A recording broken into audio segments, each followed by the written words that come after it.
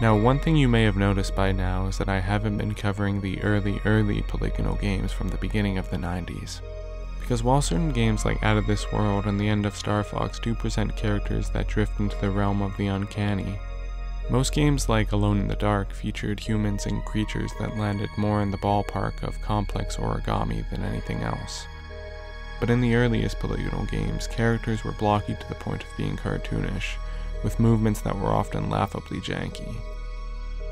And while character models would slowly become more and more refined, the issue of movement persisted, as without real-life motion capture, artists simply had to replicate human movement by eye, and the result are characters that often move too quickly or too slowly, and carry their bodies in ways that seem inconsistent with reality.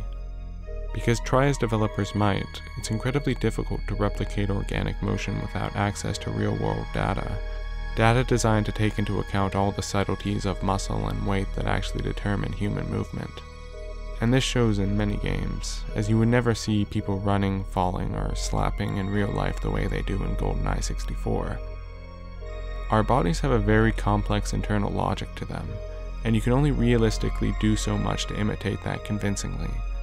And the human mind is incredibly quick to identify an imposter. However, even when motion capture eventually did hit the scene, its earliest uses came with their own unique dilemma.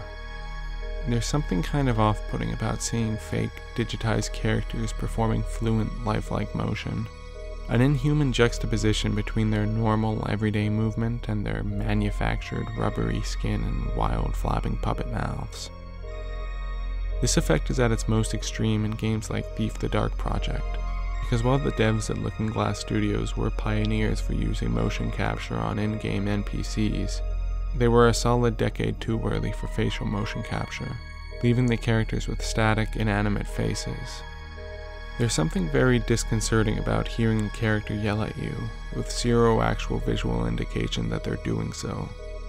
It certainly doesn't help that almost every character in Thief is either hostile or dead before they can help you, but what few friendly NPCs are in the game, without facial animation, can't help but feel just as cold and inhuman to you as the game's monsters. Suffice to say, nothing will strip a world of its warmth and feeling faster than the complete removal of human expression. Without those personal, humanistic qualities to latch onto, the player will ultimately find nothing but loneliness and isolation in these worlds. And this inability to convey basic emotion has led to some interesting results, some of which I actually think work in these games' favor. Take Sephiroth in Final Fantasy VII, for example. In the highly detailed cutscenes of the remake, it's clear that Sephiroth is just as insane in this new version as he was in the original, but now it's a discernible kind of madness. Something as simple as a slight smile can imply a level of sadistic joy and amusement, cluing the player into a possible internal motivation for his character. But in the original, which has almost no facial animation, you don't even get that.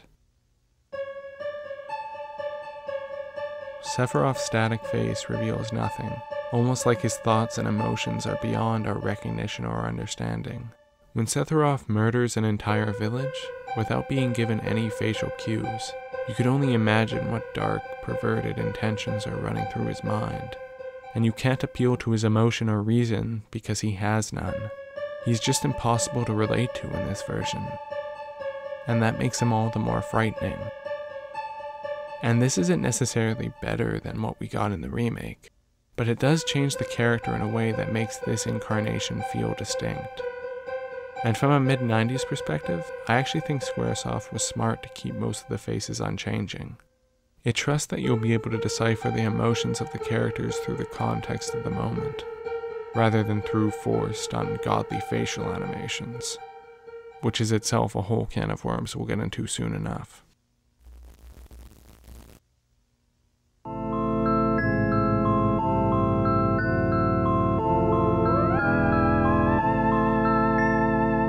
But Sephiroth is a villain. A lack of emotion suits him well.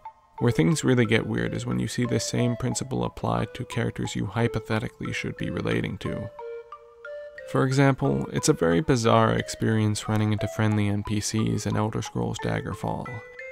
This game uses the old trick of utilizing 2D sprites in an isometric 3D world. And while this style is perfectly appropriate for shooting at hellspawn from a distance, like in Doom, it feels sort of off in a supposedly welcoming setting like Tamriel. When standing still, the NPCs' bodies are 100% static. To maintain the illusion of 3D, the sprites always have to be facing you, and that's usually fine, until you get a little too close and they start twisting around like gross 2D cardboard cutouts. And when you walk into a town and see 20 of these things mindlessly wandering about, you can't help but feel a little misplaced and estranged, especially when you kill one or two of them and none of the others seem very much affected by it. But I think another great showcase of this are the original Roller Coaster Tycoons. Games like these are often half-jokingly referred to as God simulators, but here I actually find that title quite fitting. You are literally on an entirely different level than your park patrons. Unlike later games in the series which let you get up close and personal with your guests, here you are always at a distance from the faceless tiny little robot people that make up your park. These miniature humans do have names and thoughts, but these can only be viewed through a cold list of statistics, only viewable through your alien telescope. Less than crowds of people, here they feel more like ants in an ant farm, which is what makes it feel strangely cruel when you inevitably take up the classic pastime of killing off your patrons. Don't judge me, we all did it. You look at, say, Sims 4, and there, if your sim catches on fire, they always have these very minimal reactions, and that lack of reaction reassures you that what you're witnessing is just a bit of painless cartoon violence. But not in Roller Coaster Tycoon. Here you're left only to project your own feelings onto the poor guests climbing their way to an inevitable suicide drop. You can't help but feel like a bit of a war criminal trapping them on an inescapable desert island. And a small flailing animation and the simple sentence, "Help, I'm drowning," is all you see if you decide to drop one of these poor unsuspecting civilians into the water. To which afterwards, there are no repercussions. You're coldly informed of the park guest's death and are left to the silence. I personally am scared to death of drowning, and without being given any info that tells me otherwise, I have to assume the same of my guests. This is part of the reason why the death animations in Mario 64 feel so much more violent than they should. There's no way to gauge if Mario is in actual pain or not. But with a morbid mind, your imagination will always lead you to say yes. A classic trait of horror, the less you see, the scarier it becomes. And during a period where developers literally couldn't render the crucial details, every action and moment becomes emotionally amplified by your own imagination.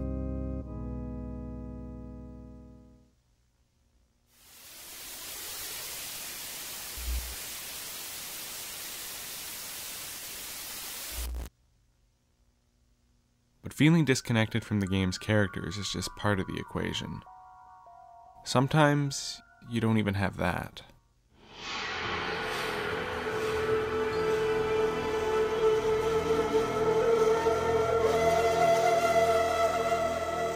More often than you would like, these games just feel vacant. Popular releases like Myst and its sequels opted to exclude NPCs entirely. The words desolate and empty have been thrown around a lot so far, but here it's quite literal.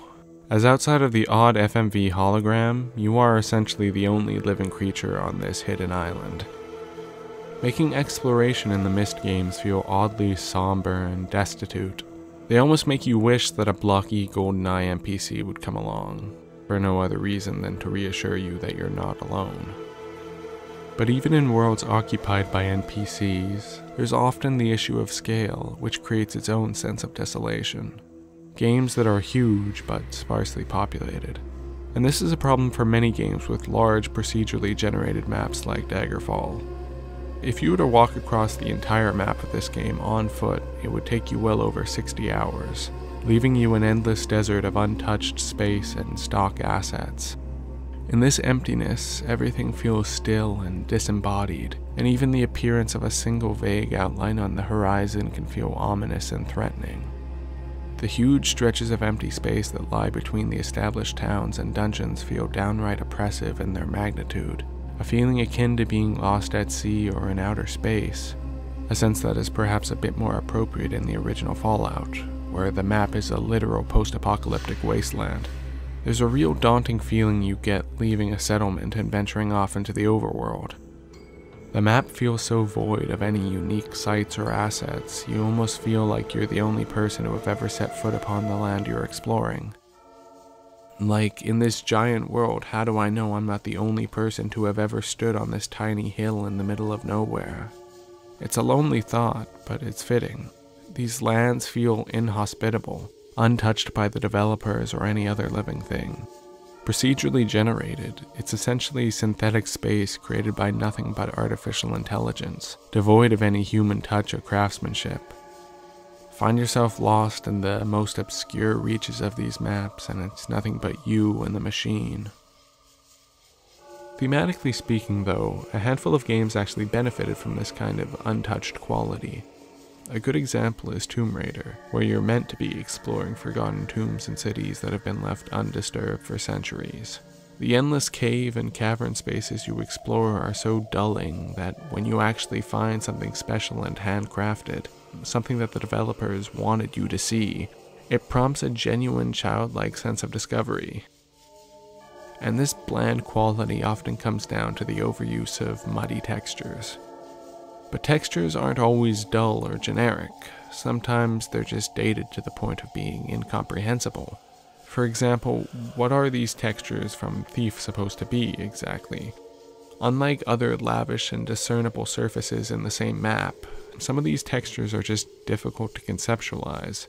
Like, I just can't visualize myself seeing this in everyday life, outside of maybe an Andy Warhol exhibit. And sometimes the physical geography of the world is just angular to the point of being incomprehensible. The makeup of some of these places just feel fake, for lack of a better word. In a good way though.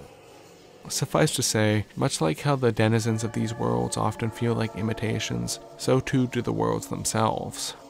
Worlds that perhaps aren't all what they appear to be.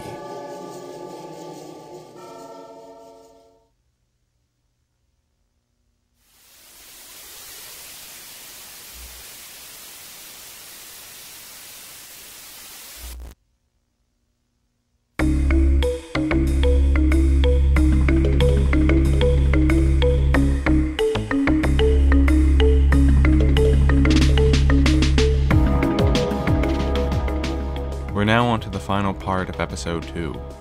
So far into the video we've covered the visual side of things pretty extensively. However, imagery is only half the equation. I think it's time we looked at the other half of this audio-visual medium by examining sound. Granted, this will probably be one of the shorter sections of the video, as by the mid-90s video game audio had already had a few decades of development under its belt and generally wasn't going through the same growing pains that graphics were. However, I still think there are a few key areas of technical limitation worth looking at. Perhaps the biggest restriction that was still holding back game audio at the time was the software's limited amount of memory space. While Saturn, PS1, and PC developers now had the ability to utilize full CD quality sound, they could only store so much of it, so they would often rely on either heavily compressed or short clips of audio to populate a level soundscape. And this doesn't go unnoticed. I remember how hostile and unfriendly the streets of the city were the first time I played Thief. I wandered aimlessly alone through the dark, narrow alleyways, which eventually led me to a house bursting with lively group chatter. For one moment I was given comfort, having found something cheerful and welcoming and human I could relate to. That was until I quickly realized that the audio was looping. There were no welcoming people here, just a hollow clip of audio. My immersion was broken, and once again I felt completely alone. And looping aside, naturally just through the compression process alone are you going to get audio that has that sort of static, fuzzy quality, which just adds one more small layer of distance between you and the game. But sometimes it's not what you hear, but what you don't hear that creates a sense of dissonance between you and the game. A lot of the time, there isn't any more than one or two ambient sound effects tracks playing in the environment. To conserve disk space, sometimes this means an area will be lacking essential sound effects like wind or birds or machinery humming or distant traffic. These are all things your brain subconsciously expects to hear in real-world environments, but when they aren't there, it gives you a subtle feeling of unease, like things are too quiet. You may not have noticed it, but your brain did. A lot of the times, there are even character-specific sound effects missing. Many games have enemies that rarely make any sound or footsteps when moving, meaning the only way you'll know if an enemy is approaching from behind is if you suddenly hear them screech out. And this only further robs them of any sense of presence they might have had, adding to their lifeless quality. But the other, perhaps far more significant factor at play here is music. Now, you don't need me to tell you how big a role music plays in defining a game's feel. However, when you're dealing with a game with minimalist visuals, the responsibility put on sound and defining tone is only that much greater. And this may be cheating because it's not a 3D game, but Lavender Town is a textbook example of this.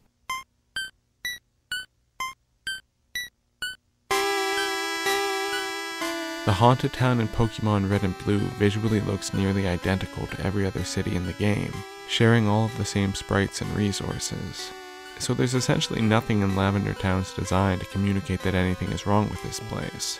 However, you are given one emotional cue in the form of this bothersome, creeping drone of a song. One that colors the entire town in this incredibly negative emotional aura, making even the most inconspicuous of cities feel cursed. And I think the same principle applies to a lesser extent to early 3D games. Ocarina of Time is a great example of this, as its OST covers an incredibly broad range of emotions and tones. The marketplace is appropriately lively and dense with its upbeat, active music. But as soon as you step away to the nearby Temple of Time, you're struck with silence, instilling in you this incredible feeling of awe and solitude. Hyrule Field in the daytime is grand and adventurous, but take that away at night and suddenly everything feels endangering.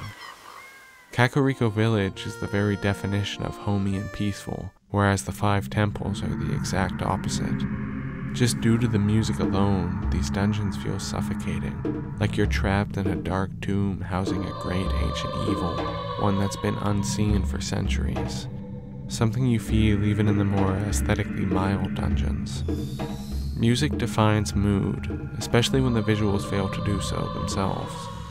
It's the same reason why Vanilla Doom makes you feel like you're the hero on the cover of a metal album, ripping demons' jaws off. While Doom 64, with its ultra-subdued and demonic ambiances, feels like a slow descent into the darkest, most claustrophobic recesses of hell. These two games are more or less visually identical, but all it takes is a change in music to completely alter the tone. Which is perhaps why one of the strongest and most oppressively alienating traits these games could employ is silence.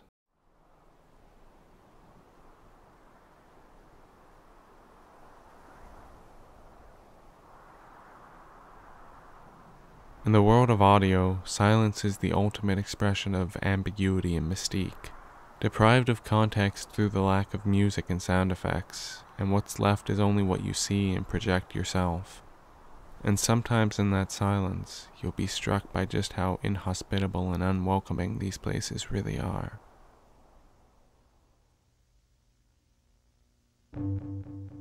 And I think that about covers the basic visual and auditory elements of virtual horror, and is a good place to stop.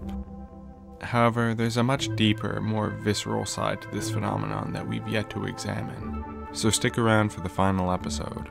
There we'll be examining the uncanny in its most raw, visceral form when we look at pre-rendered cutscenes and FMV sequences. We'll explore the realm of cosmic horror and end by looking at some of the most extreme games from this era that I haven't even mentioned yet.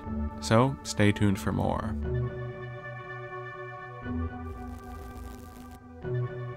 Hey guys, thanks again for watching.